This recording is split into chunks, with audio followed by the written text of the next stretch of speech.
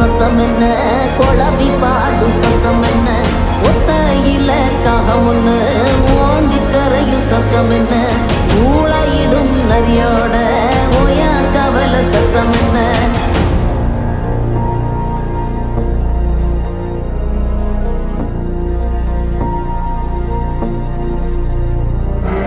மல்லிதா கத்தும் சத்தம், பணஞ்சால காத்து